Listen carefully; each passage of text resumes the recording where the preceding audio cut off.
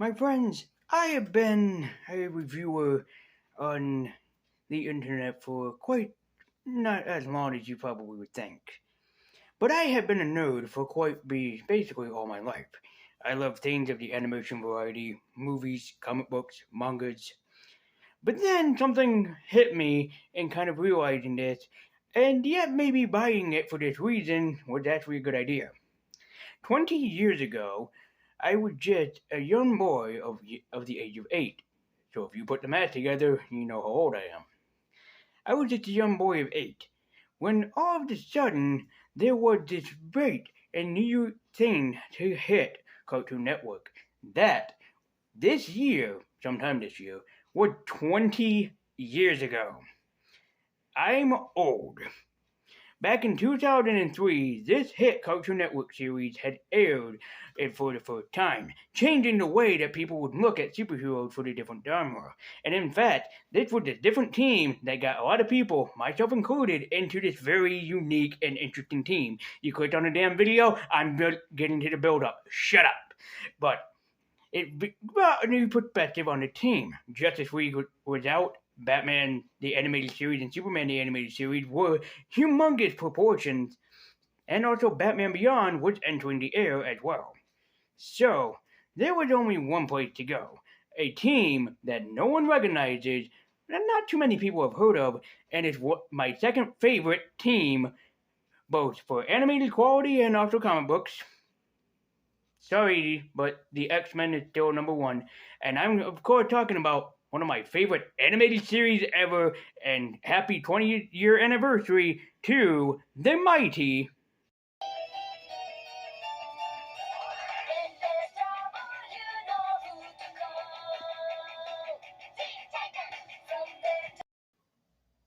Greetings, kids and nerds, and ladies, universe, and I'm White and Nerdy. And no joke, Teen Titans is 20 years old this year. Holy shit! I mean, when I figured this out, because I'll get to it later, I ordered the complete series, which is very cheap on Amazon. Buy it. It's only like freaking $22 with tax, basically, like about 25 roughly. Go and buy this series.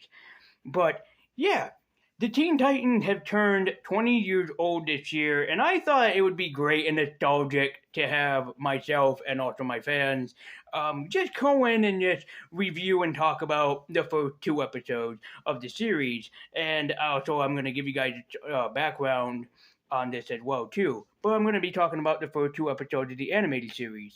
I'm going to be talking about the episode Divide and Conquer. And we're going to be talking about the episode Sisters, so you guys can enjoy myself talking about some great old school Cartoon Network action series. Now, for the most part, that probably confused a lot of my newer viewers that are not old school like myself and some other people that I know. They're probably looking at this going, "This isn't Teen Titans Go." No, this is better. This is 1000% better. But enough talk. Back in 2003, I remember hearing about this new animated series that was coming out, and me and my sister actually checked it out one Saturday, and you know what? I actually fell in love with this series very, very quickly, and it was unique, it was inspiring, and in fact, the Teen Titans became my favorite show ever, and it still is. I do love Batman the Animated Series, I love Superman, I love the X-Men, I love all those old TV series, but this is the one for me that just take the cake out of all of it. Now, in case you go and looking up the Teen Titans, you're not going to find this specific team exactly. Well, you might, but the original Teen Titans started in Brave and the Bold. It was made up of Kid Flash, Robin, and Aqualad, and it was very, very different how they teamed up. If you want to know how they teamed up, check the link in the description down below so you can go and watch Link Howard's video on the first formation of the Teen Titans. Very funny, very good episode, and he goes well in depth with the team, which is also one of his favorite teams. So I know that you guys are probably going to have recommendation for me to do a top 10 or review your favorite episode. You can do the recommendation to review your favorite episode. I am currently going to be working on a top 10. I'm not sure if it's going to come out this month or next month, just to let you guys know. But the team is not the original team. Nope, this team is the Marv Wolfman and Joy Perez team. This is my favorite incarnation of the Teen Titans, and in fact, they're called the New Teen Titans. This was a book that came out of DC during the 1980s, and it rearranged the Teen Titans and who they were and everything. This was the team that redefined DC, and in fact, this was one of DC's and longest selling property book in there. And of course, yes, I know, and it's tragic. We lost the great George Perez to cancer back in, I believe, May, wasn't it? So it's kind of sad to see him go, but he lives on till to this day. So, Teen Titans becoming an animated project, that seems pretty big. Well, yes and no. The Teen Titans did exist well before this, with Hanna-Barbera taking over the team.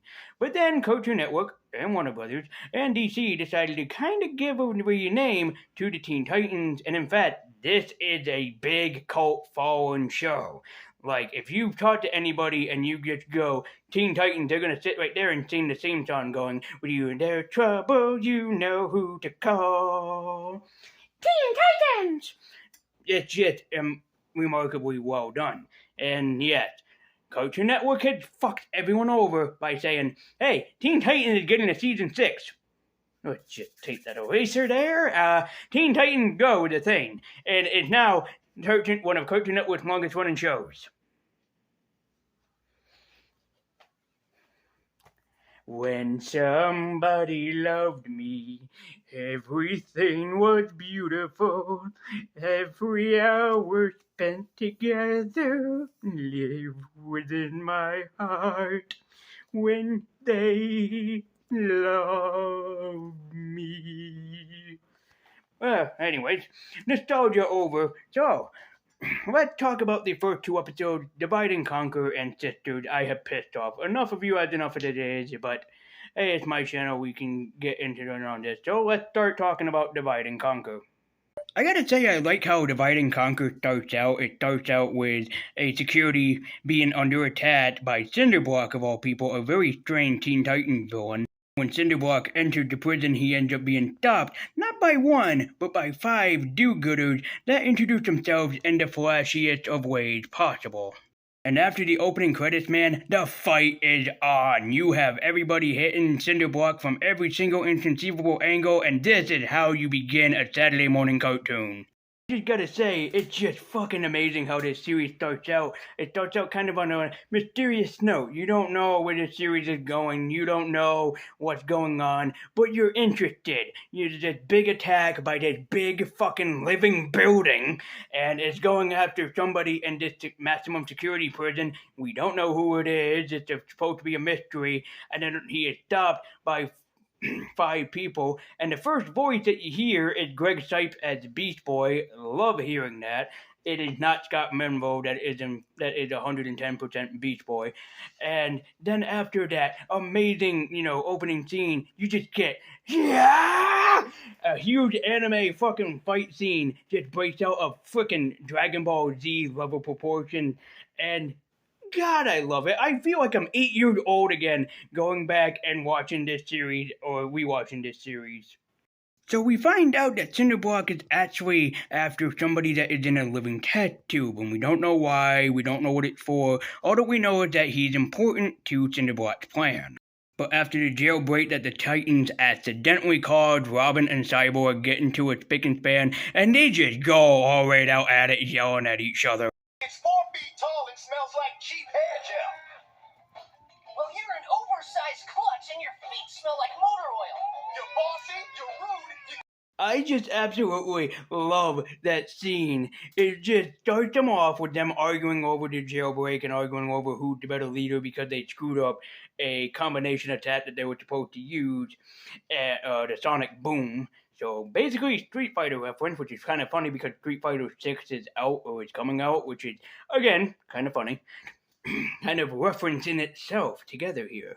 But I just love it, and especially Robin and Cyborg are just one-upping each other. I laughed so hard when Cyborg said, "Yeah, I got a problem. It's 4 feet tall, and it reeks of hair gel." I was like, oh, snap, son! Cyborg is going after him!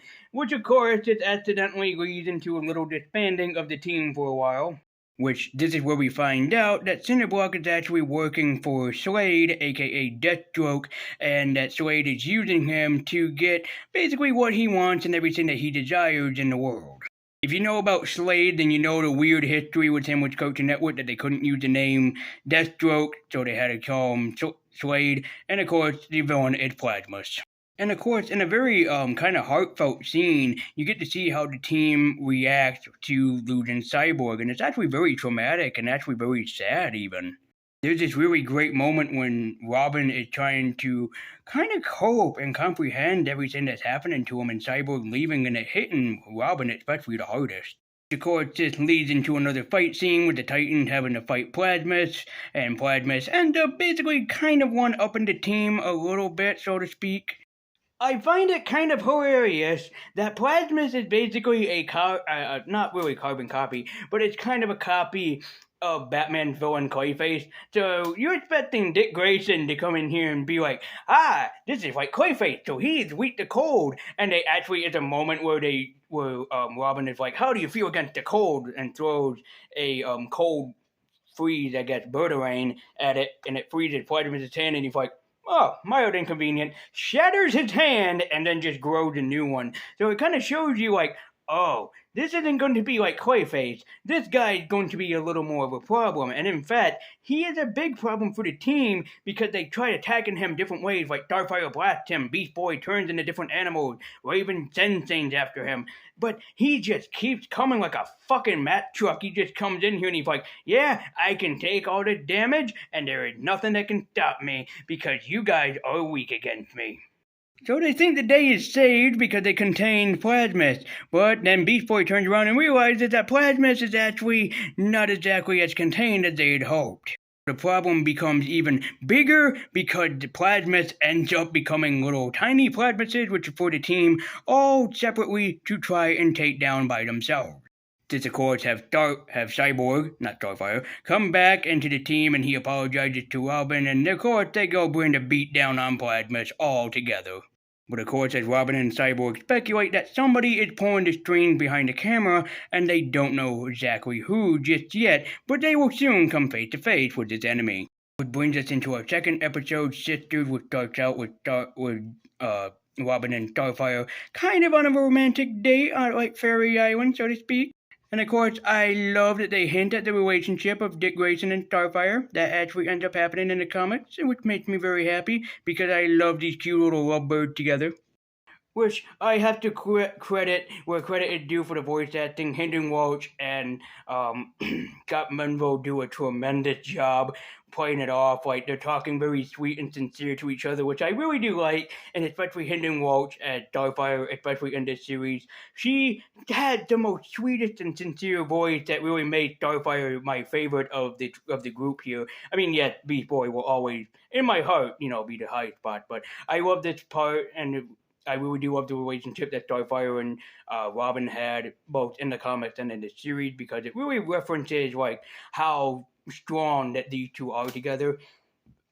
But it does not come close to my favorite relationship, and that is Beast Boy and Raven. I don't care how fucked up that the frickin' Teen Titans Go series has made this relationship. I love them two together. They are so cute together, and they work so well together because they are such polar opposites.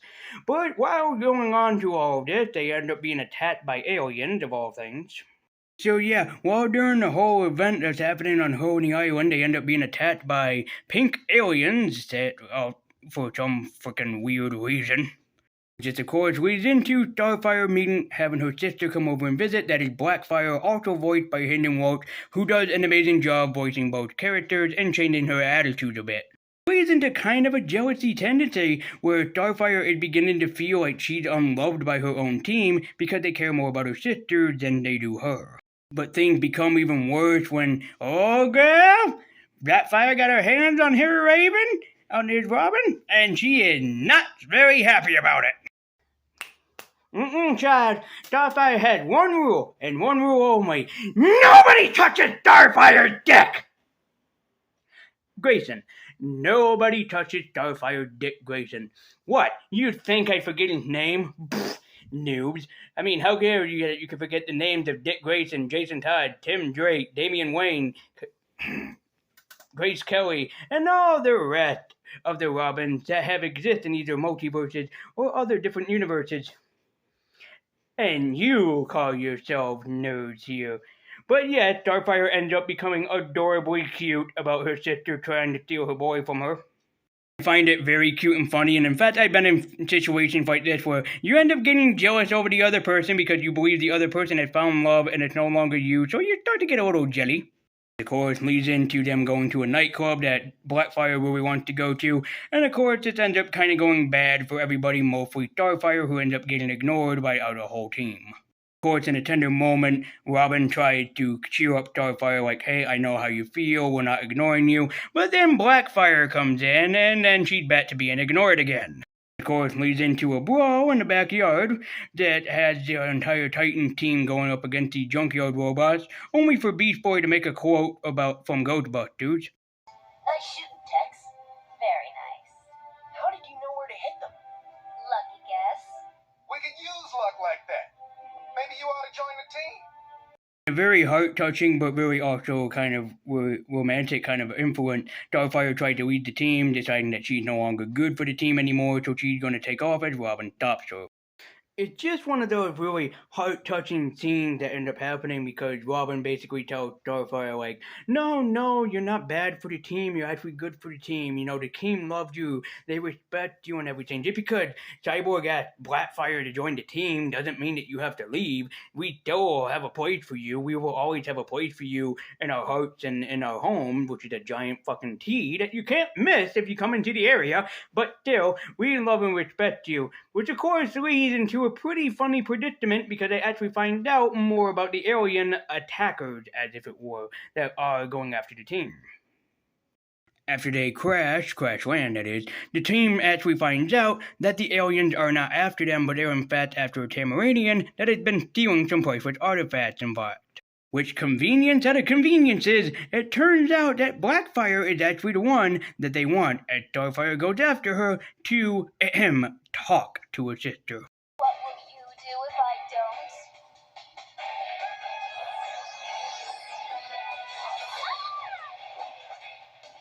I always was the better fighter.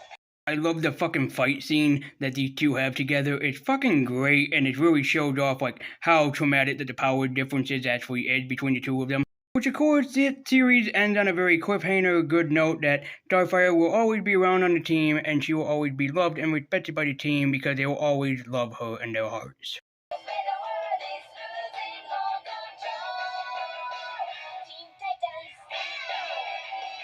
So guys, as always, thank you so much for watching. Be sure to pick up your own copy of the Teen Titans Complete series.